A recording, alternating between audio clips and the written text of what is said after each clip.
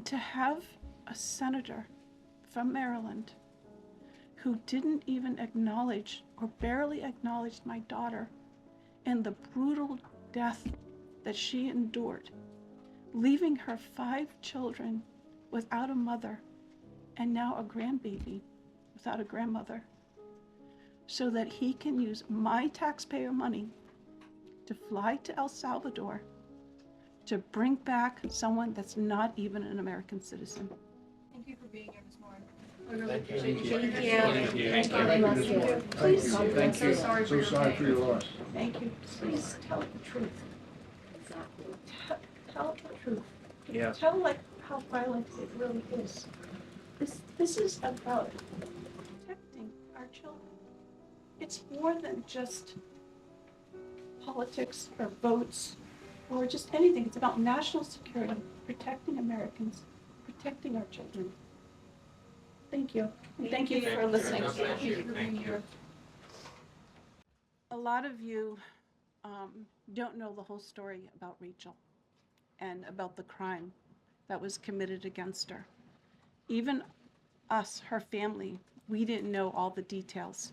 They kept most of it close to their chest, the detectives, because they didn't want to do anything to hurt the case. They wanted to keep the integrity of the case, so they kept everything close. I sat for the last 2 weeks in her trial, and we saw layer upon layer upon layer of evidence against the accused, an illegal immigrant from El Salvador. And the things that we thought, well, maybe this might have happened, we didn't know. But when we were at the trial, we got all the puzzle pieces. And I want to share some of those things with you. You know that Rachel's a 37-year-old mother. She has 5 children. We've walked the trail for the last 25 years that we've lived in Maryland. It's a safe place for our family. It's where we go to get a little bit of New England, because that's where we're from, New England. When she went on that trail that day, she was not planning on dying. She wasn't planning on walking to her death. She was planning on going to the grocery store with her girls afterwards. Victor Martinez, he waited for her.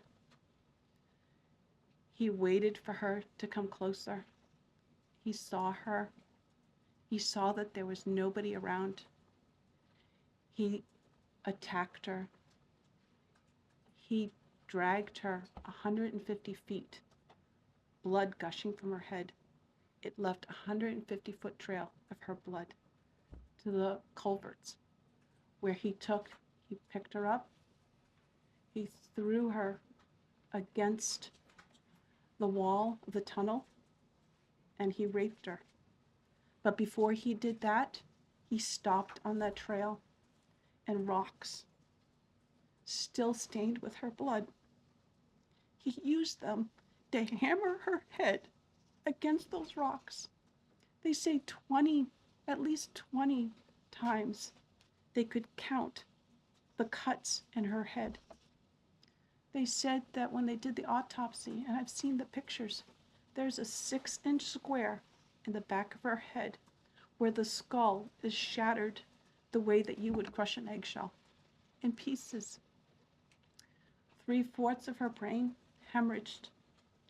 Her right and left side of her face bashed in. Her beautiful face bashed in. Her head bashed in. Broken bones, fractures. He takes and he drags her some more. He drags her through the thorn bushes. She has all the scrapes and cuts on her body. There wasn't 1 inch of her body that didn't have some kind of injury, whether it's bruising, broken bones, contusions, the scratches. She had a fractured rib, fractured nose, fractured skull. And then he takes her into the tunnel and he picks her up. He throws her against the wall. Blood is gushing from her head. Her hair is soaked in blood. And they showed us pictures of her body. against the wall, the blood outlined her body, and you could see where the blood ran down around her as he was raping her. And then he threw her down and raped her some more.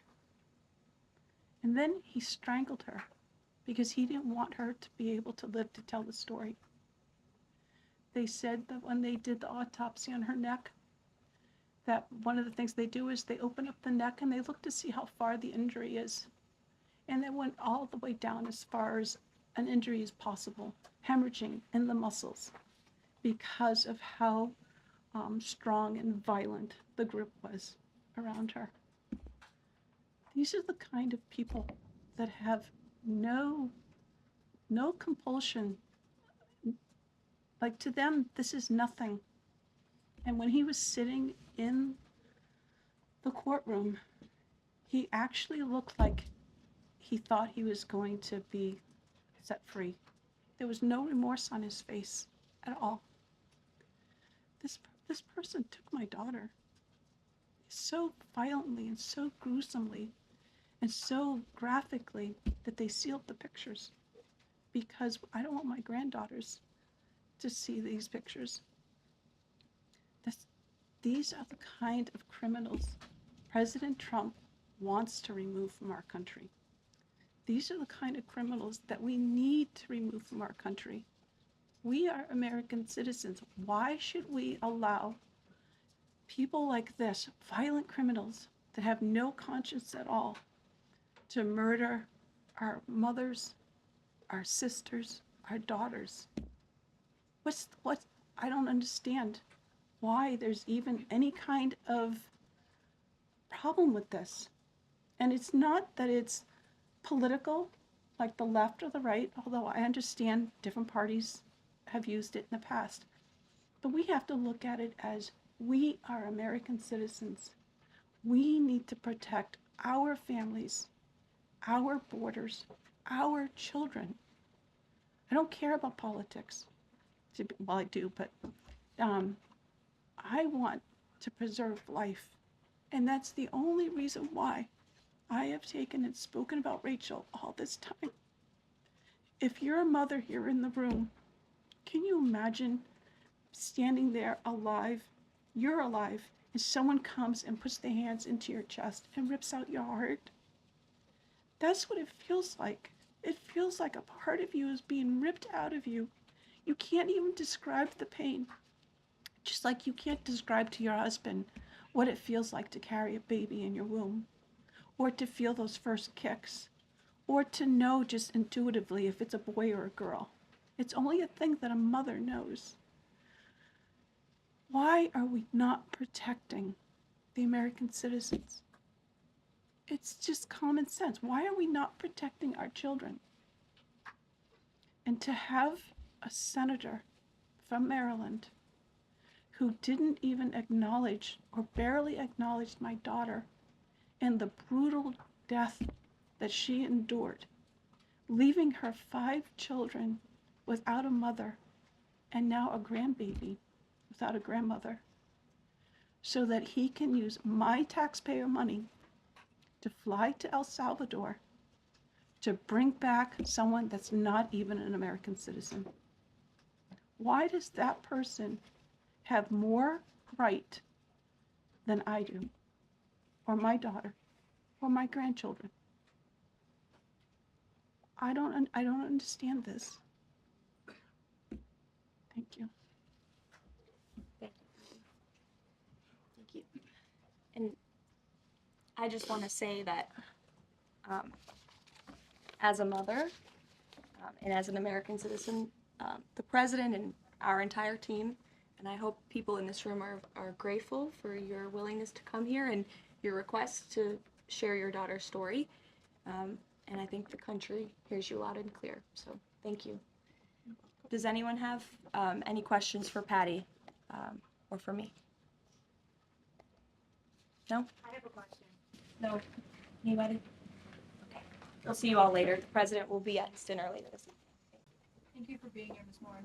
I really Thank you. appreciate you. Thank you. Thank you. Thank you. Please, I'm so sorry for your So sorry pain. for your loss. thank you. Please tell the truth. tell the truth. Yeah. Tell like how violent it really is. This is about protecting our children. It's more than just politics or votes or just anything. It's about national security, protecting Americans, protecting our children. Thank you. And thank you for listening. God bless you. Thank you.